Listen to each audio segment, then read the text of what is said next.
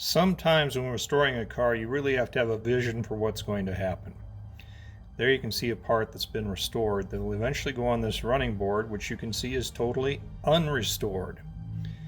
And we are looking at part of a 1935 527T Hupmobile. Here you can see a before and an after of two parts for the 527T Hupmobile running boards. The pretty ones from the driver's side, the not pretty one is the passenger side. In this video, we're going to show you how to straighten and polish stainless steel and the exact products to use. The same process will work pretty much on aluminum. Stay tuned.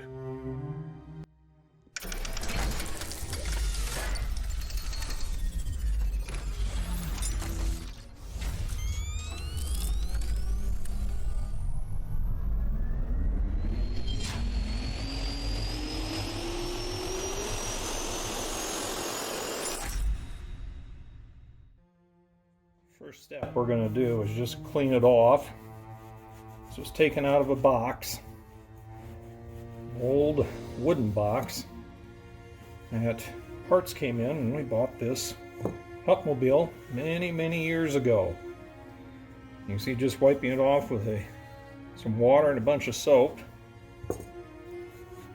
really did improve the general appearance quite a bit. And that's just the first step, is just to get rid of the loose grimy dirt. But as you can see, there's a lot of work ahead. It's far from polished. We have a bend in it right here. We have old fasteners that are stuck in it that we got to get out. But step one is complete. Alright, I have an appropriate punch and we'll see if we can start to get these moving. There we go. Major improvement. As you can see, the item was quite rusted in place. So we're going to use the punch and drive these out. Working on an old towel, as you can see. It's going to get all nice and messy, but it helps us not scratch up things more when we remove these. So I'm going to go through and remove these two, then we'll see about this. That's a different problem. We'll get to it in a moment.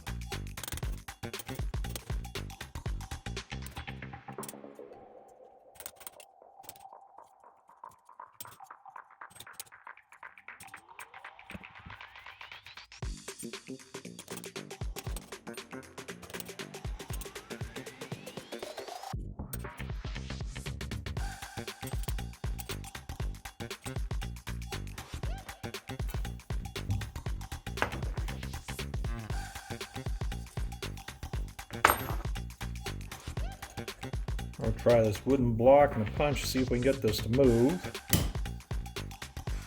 Or to stay on it. It's rounded. It's what's left of a screw mount. Hey, it's coming out. The reason I use the wooden block is that I don't damage the end. So we got it part way out. Let's see if we can do it with it not against the wooden block.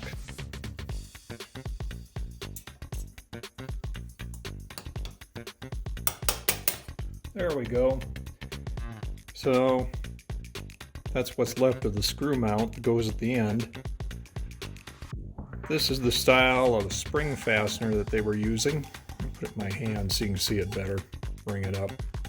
So that's the style of spring fastener that was used. Those were used everywhere. Most of them were completely deteriorated. I only had a couple that were good off the other one. And this particular piece couldn't even be removed out of the other one. It's essentially a screw mounted in a metal clip that will go inside, and you would screw down here and that would hold the end down real tight. How to fix a bend? Well, in this case, the bend up on this end, I believe, is a twist. So we're going to twist like this. I'm holding very hard down this hand. I'm going to twist, got a long lever, don't I? On the other end, we're going to twist it and see if we get out flat. And we do have it flat. So when you see something where this end was up a little bit, a twist like that was all it took. Might take one or two twists. Try not to overdo it, but there you've got, it's laying flat now. So we got rid of the bend in the part. Looking at both parts now, the restored one, the one we're working on, they're both laying flat, they both have the right shape. Now we're going to make this one look pretty like that one. Here you have my old right angle polisher, and I've got an attachment in it which allows the use of a roll lock. All the items we're going to use are going to be roll lock based.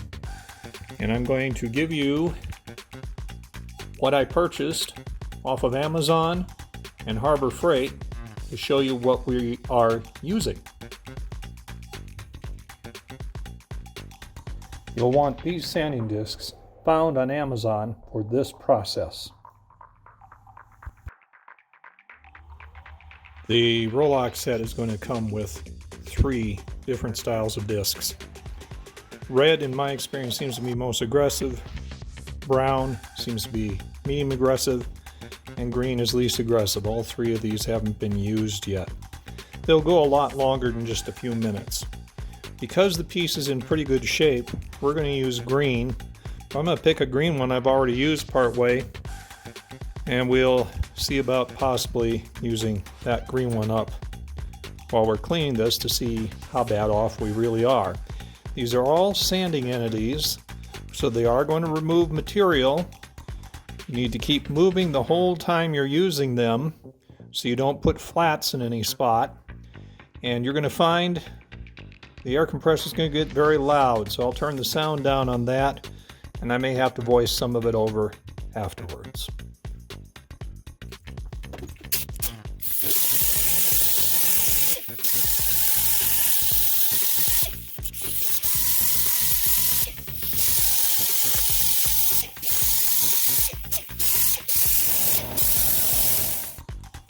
In looking this over, there are some scratches in this area. We've got some scratches along through here, whether or not you can see them. And right here, we've got a couple of dimples, maybe this spot too, that we're going to have to bring up. But first we're going to sand using our red sanding disc and see if we can't get rid of those few scratches as the next step.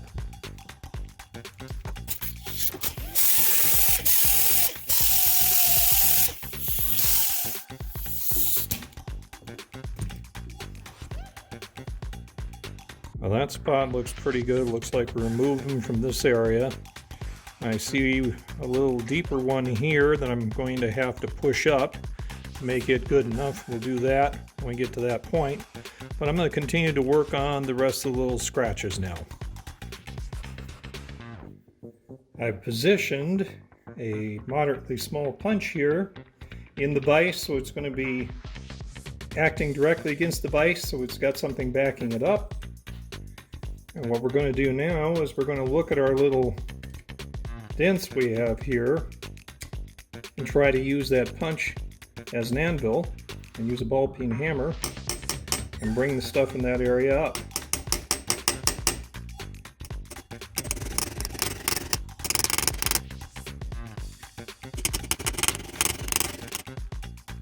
Alright, that's brought it up.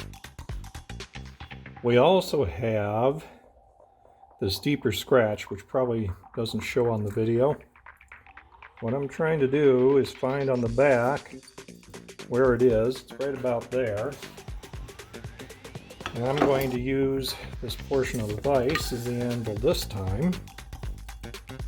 And look and see where it is. I'm going to tap it back with a really small punch.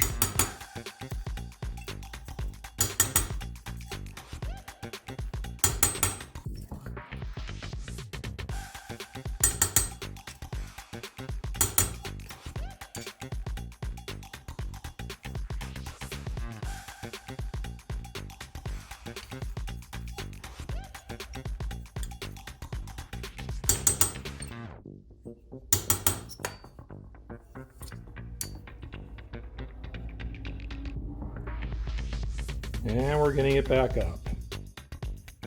Now that we've got the areas pushed up, I'm going to use the red sanding disc here. And we're going to work the 2 areas, which I've done already. So we're going to switch to brown. And we'll do a little bit more. And then we'll switch to green. So you'll see how we do that now.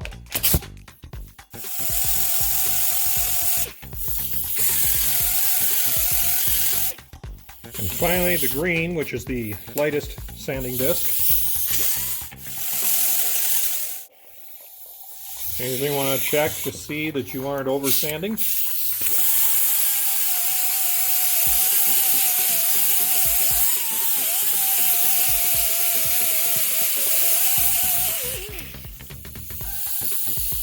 Looking pretty good.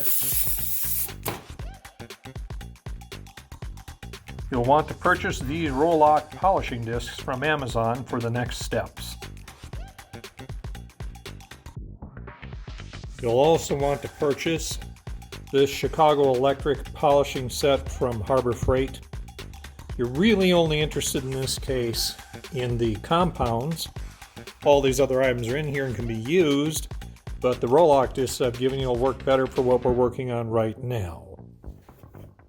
Two compounds that are going to matter for you are the dark blackish one and the whitish one.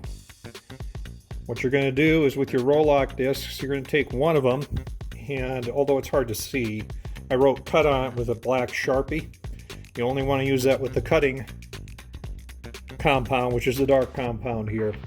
For polishing, we're going to use the white compound, and you want a separate roll-lock disc that you're going to polish with. Do not use your cutting disc because you're going to intermix the heavy cutting material in this one into that one, which will defeat the polishing. Cutting disc for cutting only, and you'll have a polishing disc for polishing only. Alright, I put the cutting roll-lock right there. That is our polishing disc. That's for cutting, not the polishing disc for polishing. Remember, I wrote cut on the back of it. I'm going to use that with the dark compound. And we're going to go over this particular piece everywhere and smooth out so that there aren't any scratches left, hopefully.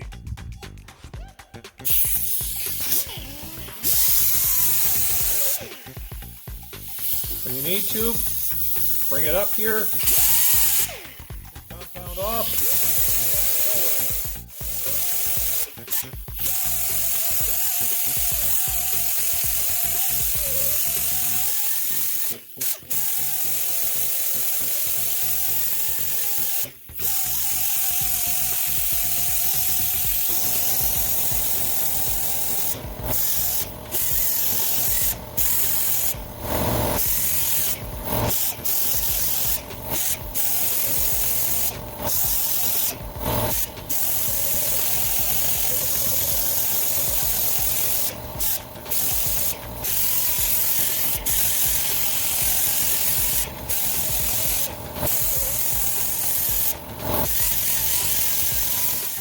Having completed our initial compounding with the cutting compound, we're now going to clean off our part, microfiber towel, because we don't want to transfer that cutting compound into our polishing disc.